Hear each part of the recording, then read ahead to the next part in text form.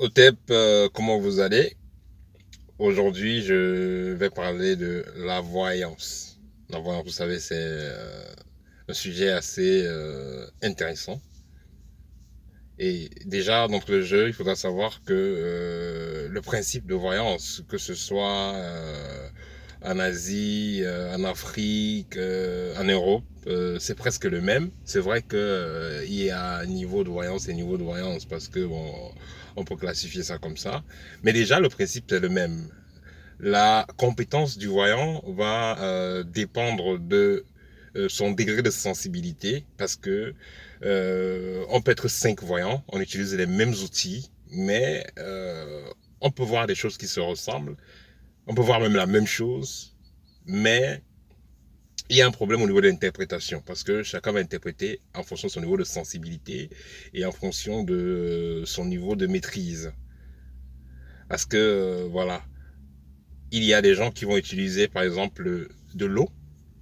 Quand vous allez utiliser de l'eau ou des miroirs ou de la boule de cristal, bon, c'était genre vous pensez que vous allez voir directement la scène en tant que telle, mais c'est une projection de l'esprit en quelque sorte. Cela va dépendre de votre degré d'entraînement. Voilà. Et aussi, quand je parle de degré d'entraînement, je parle aussi de degré de sensibilité. Parce que si vous n'êtes pas assez sensible, vous pouvez être, on peut être tous deux là, on est assis devant un miroir, et puis vous ne voyez rien, et puis moi je vois des choses. Donc ça va dépendre donc du niveau de sensibilité et aussi d'entraînement. Il y a la voyance qui est innée et il y a une voyance qui est, je vais dire, développée. Donc ça veut dire que euh, vous avez étudié, vous avez appris à faire de la voyance. Là, c'est une possibilité. On trouve ça un peu partout. Mais il y a aussi une catégorie de voyants qui sont nés avec ce don de voyance-là. Chez nous en Afrique, par exemple chez les Bamileke, comme chez l'Ouest, on parle souvent des Kamsi. Voilà, c'est des gens qui sont nés avec ce don de voyance-là. Ils n'ont pas besoin d'un entraînement quelconque. Et puis, le type de voyance qu'ils font, c'est une forme de voyance sans support. Donc, ils ont directement des messages, ils ont directement des voix qu'ils entendent, ils ont directement des images qu'ils voient, ce qui fait que ils sont très compétents au niveau de la voyance. Vous pouvez arriver chez eux, dans l'endroit de consultation, et puis ils commencent à vous raconter vos vies. Moi, j'ai rencontré, quand j'étais au pays, j'ai rencontré quatre personnes comme ça. J'ai rencontré deux à l'ouest, une dame à Kribi et un autre monsieur dans l'Oignon Mekele. Donc, c'est des gens qui étaient très compétents avec la voix sans support. Ça veut dire que vous arrivez juste dans leur cabinet, dans leur lieu de traitement, et puis on vous dit exactement la maladie que vous avez, on vous donne son origine et on vous propose une solution. Voilà. Mais toujours est-il que bien voir, celui qui voit très clair n'est pas forcément celui qui traite très bien. Il faudra aussi qu'on soit d'accord là-dessus. Parce que quelqu'un peut très bien voir, mais trouver la très très bonne solution ne peut pas. Mais dans ce cas, s'il est honnête, s'il ne peut pas, il pourra vous envoyer chez quelqu'un d'autre qui peut le faire. Mais en moyenne, tout mystique développe personnellement des outils de consultation et de voyance parce que il y a des cas où vous avez des problèmes, que ce soit dans votre vie, vous avez des questions, vous avez des préoccupations, ou alors vous êtes en train de traiter quelqu'un et puis le cas est difficile à traiter et voilà, vous avez des questionnements, vous ne savez pas réellement d'où est l'origine de cette maladie ou des problèmes de la personne. Dans ce cas, effectivement, il faut passer par une voyance. Voilà. Il faut passer par une voyance pour savoir donc qu'est-ce qui est la cause du problème et comment est-ce qu'il faut pallier à ce problème. Également, le praticien a besoin de la voyance aussi pour savoir parfois le dosage des produits. Parce que, vous savez, les êtres humains ne sont pas pareils. Donc, si vous avez traité monsieur X ou madame Y avec 10 grammes de telle portion, ou je sais pas, 5 grammes de iboga, ou bien d'écorce l'homme, ou bien essignan et tout ça, ce n'est pas forcé que quand vous traitez monsieur V ou monsieur W, vous utilisez le même dosage. Parce que vous pouvez utiliser le même dosage, ça peut tuer la personne ou ça peut créer d'autres complications. Ou vous pouvez utiliser le même dosage et puis ça ne fait rien de concret. C'est pourquoi, à un moment donné, il est important de faire la voyance. Aussi, euh, quand vous faites des opérations, vous faites des activités, vous faites des groupes et tout ça, il est important aussi de consulter pour savoir qui vient, qui veut se lier à vous, qui est-ce qui vient dans votre groupe et tout ça. C'est important de faire la voyance. Pareil avec les gens qui veulent se marier, les partenaires d'affaires et tout ça, c'est important de faire la voyance. Donc, la voyance a toujours été un outil très très important pour pouvoir éviter les pièges de la vie, pour pouvoir éviter certains dangers, pour pouvoir éviter certaines erreurs. Voilà. Donc, que ce soit donc en Asie, que ce soit chez les Indiens, que ce soit partout dans le monde, il y a des outils de voyance qui sont utilisés, mais également, il y a la technique de voyance sans support qui est utilisée partout. Il y a des gens en Europe, il y a des gens en Asie qui sont capables de vous détailler toute votre vie juste en fermant les yeux, sans utiliser aucun support. Voilà, généralement, c'est inné. Voilà, ou alors, dans certains cas aussi, par un entraînement de l'esprit. Mais pour la plupart des personnes, donc, c'est des techniques simples comme les tarots, les cartes de Marseille, les tarots égyptiens, les coris, voilà, les coris, les cartes ordinaires. Également, il y a une technique, il y a le fa, voilà, il y a la voyance avec le sable, qui est bien maîtrisé par les pays de l'Afrique de l'Ouest. Il y a également la voyance avec les coquillages, donc y compris les coris, les coquillages, voilà. Également, il y a la voyance avec la machette, voilà. Soit on prend une vieille machette, soit on prend une vieille lance, voilà. Cette type de voyance-là, je la maîtrise également parce que je l'ai étudié au pays, voilà. Cette type de voyance avec la machette ou la lance, parce qu'on appelle ça le Ngambi. Voilà. Et avec ce type de voyance-là, ça fait en sorte que, disons, quand on travaille avec ce type d'outils, ça fait en sorte que vous puissiez avoir une réponse de oui ou non à toutes vos questions. Vous aurez une réponse de oui ou non à toutes vos questions. Ça veut dire que vous allez poser tout simplement la machette ou la lance et vous allez utiliser un autre bâton qui va soulever. Voilà, si la réponse est oui, ça va bloquer. Si c'est non, ça va s'élever. Donc, c'est assez intéressant. C'est assez intéressant.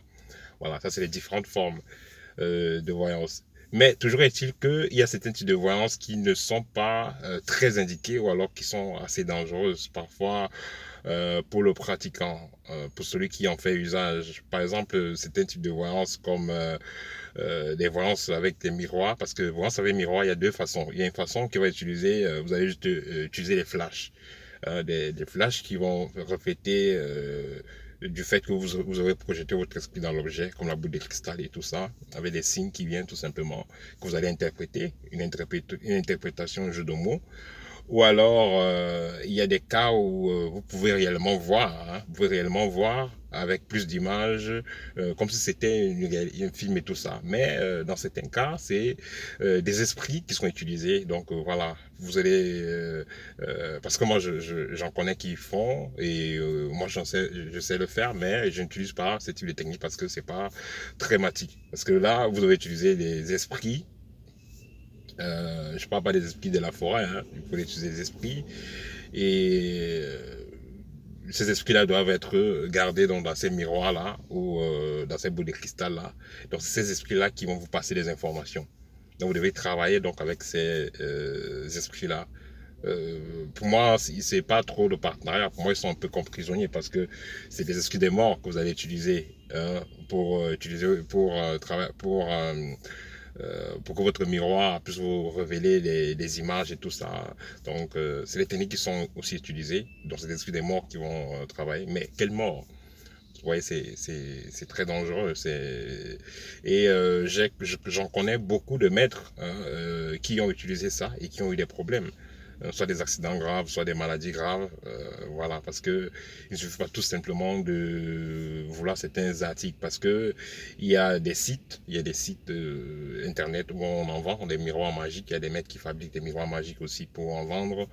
Et voilà, le miroir magique, il suffit juste de l'avoir, vous avez la formule qui va avec pour l'activation. Et vous appelez, vous commencez à voir tout ce que vous voulez. Vous pouvez voir même ce que quelqu'un a porté comme vêtement. Vous pouvez voir même, ce que quelqu'un a mangé hier et tout ça. Vous voyez. Mais en fin de compte, ça va vous créer des ennuis plus tard. Voilà. Un instant.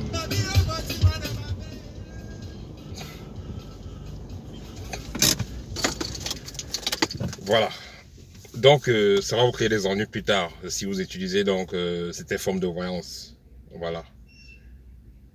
Et c'est pourquoi moi c'est vrai que certains vont utiliser donc des esprits des morts pour faire usage de certaines techniques, voilà. D'autres vont dire bon voilà, ils utilisent l'esprit de le membre de leur famille qui était décédé, ils ont demandé autorisation, là c'est autre chose. Mais en temps normal c'est pas très bien. Voilà, c'est pas très bien parce que c'est des gens qui vont être juste matérialistes, qui ont juste besoin d'argent, ils peuvent mettre n'importe quel esprit dans l'objet de voyance et vous donner, et puis vous allez commencer à utiliser, vous allez bien voir les choses, oui, mais le mal qui va vous arriver, vous n'allez pas voir parce que cet esprit-là va vous frapper dur. Il va vous frapper dur parce que vous vous abusez de lui. Cet esprit qui doit être dans notre plan de conscience, vous l'avez donc emprisonné. Ça va devenir comme des esprits que vous trouvez dans les statuettes, Inkisi et autres. Voilà, c'est pourquoi moi je recommande toujours d'apprendre, pour ceux qui suivent une voie spirituelle, une voie initiatique, je leur demande toujours d'apprendre des techniques simples, comme l'utilisation des coris, l'utilisation des cartes, comme les cartes de Marseille, les cartes tarot égyptien, voilà. Il y a beaucoup de façons simples. Il y a également la technique du sable, voilà, et la technique du sable, il y a la technique avec les coquillages, il y a les techniques aussi avec certains os d'animaux, voilà. Donc il y a plusieurs techniques, voilà, qui ne vous obligent pas forcément à travailler avec des esprits directement. Mais toujours est-il que quand vous allez magnétiser, quand vous allez préparer, charger vos cartes, quand vous allez charger vos objets de voyance, les préparer, vos guides seront là. Hein, vos guides seront là parce que vous allez vous poser la question comment se fait-il que telle carte, quand je suis en train de consulter, telle carte vient 3 fois, telle carte vient 2 fois. Vous voyez, c'est pas d'un hasard. Et la carte, maintenant, quand vous allez voir la signification, ça vous dit peut-être qu'il y a un danger, ça vous dit peut-être qu'il y a un enfant qui vient, ça vous dit peut-être qu'il y a une promotion de travail, et ça répète cela. Donc, la carte aussi, c'est un moyen de communication avec l'invisible, avec vos guides spirituels, vos familles spirituelles. Parce que s'ils peuvent vous passer un message, s'ils veulent vous passer un message, ils essaient même de vous le faire, peut-être par des rêves et tout ça, vous ne comprenez pas. Le moment idéal sera pendant que vous serez en train de jouer vos cartes. Ils seront là et ils vont faire en sorte que vous tombez sur les cartes qu'il faut ou alors sur les coris qu'il faut pour que le message soit vraiment compris. Donc que ce soit que ce soit vous qui soyez donc en train de jouer à ces cartes-là, que ce soit quelqu'un d'autre, que ce soit que vous soyez en train de vous faire consulter donc chez quelqu'un d'autre pour vous faire pour savoir ce qui ne va pas dans votre vie. Et aussi les consultations à distance, voilà, à distance et tout, c'est également bien, mais comme je vous ai dit tantôt, certains gens vont préférer des techniques de Gambi, des techniques avec le machette et couteau et autres, les consultations à distance. Certains vont préférer les consultations à distance en utilisant donc les miroirs et boules de cristal. Mais comme je vous ai dit tantôt, miroirs et boules de cristal, il y a deux façons de l'utiliser. On peut l'utiliser tout simplement en se focalisant sur les flashs et la projection de l'esprit. Et la deuxième façon que certaines personnes utilisent donc, c'est en mettant une entité à l'intérieur. Voilà, c'est ça qui est donc délicat comme pratique. Sinon, grosso modo, apprendre la voyance, c'est quelque chose de très bien et ça permet donc de nous faire éviter certains problèmes. Par exemple, vous voulez voyager quelque part, est-ce que ça va bien se passer? Vous voulez faire un partenariat d'affaires avec telle personne, est-ce que ça va bien se passer? Vous voulez acheter un business, investir dans un business, est-ce que ça va bien se passer? Voilà, vous posez toutes ces questions-là, ça vous permet d'éviter les problèmes.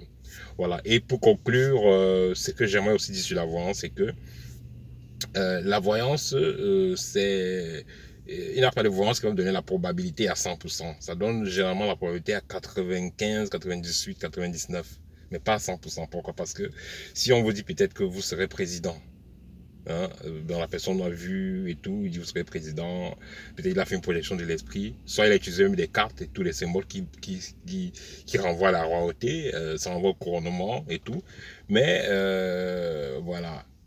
une autre personne aussi peut-être qui a fait donc les projections de l'esprit, ou qui travaille, c'est un génie, qui vont lui montrer la scène.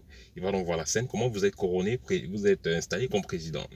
Mais le problème, c'est que même si on dit vous serez président et après vous vous mettez au sommet de votre maison parce que vous avez un petit problème avec votre copine, vous sautez, vous allez mourir et puis le destin change. Donc c'est ça qu'il faut comprendre sur la voyance. Donc la voyance vous permet, ce n'est qu'un outil, un support, mais on n'est pas obligé d'en faire. Ce n'est qu'un support qui permet de vous éclairer et voir clair dans certaines choses, mais au pire des cas, on s'adapte sans ça. Donc c'est pas un impératif. Voilà. Donc ça, c'était mon partage aujourd'hui en ce qui concerne la voyance. Nous avons plusieurs techniques de voyance que nous proposons donc aux étudiants de l'école. Parce que, comme je l'ai dit, c'est important, un mystique, d'avoir des outils de voyance pour pouvoir voir les choses venir. Voilà. Nous avons plusieurs outils de voyance que nous proposons aux étudiants, des outils simples, des outils qui sont dans la maths. Voilà.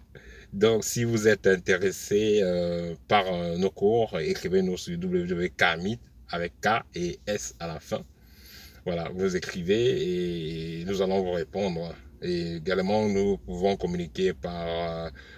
nous avons un WhatsApp et un Telegram qui sont actifs. Voilà. Et dans le commentaire de cette vidéo, je vais mettre le WhatsApp et le Telegram. Voilà, donc tous ceux qui sont donc intéressés par la formation que nous proposons, ou alors les services aussi, écrivez-nous, contactez-nous, nous allons vous répondre au plus tôt possible. Au TEP et à bientôt.